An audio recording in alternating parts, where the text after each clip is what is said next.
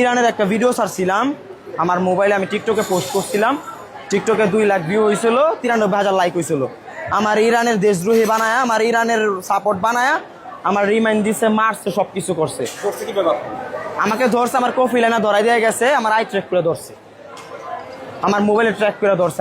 আমার কফিলে আইসা আমার দেয়া গেছে মক্করের ভিতরে, মানে যেখানে থানা বলে ওটাই বলে মক্কর, ওই থানার ভিতরে আমার ঢুকাই দিছে।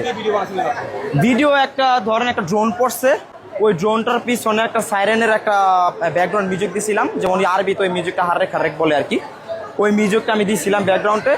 তো আমাকে ফার্স্টে কমেন্ট করছে আমি তো টিকটকের ভিতরে ঢুকি নেই।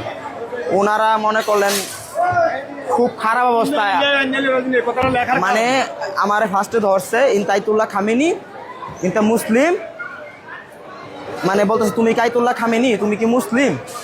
পরে আমি কইছি দেখ বাবা আমার গলদ হয়েছে, আমার ভুল হয়েছে।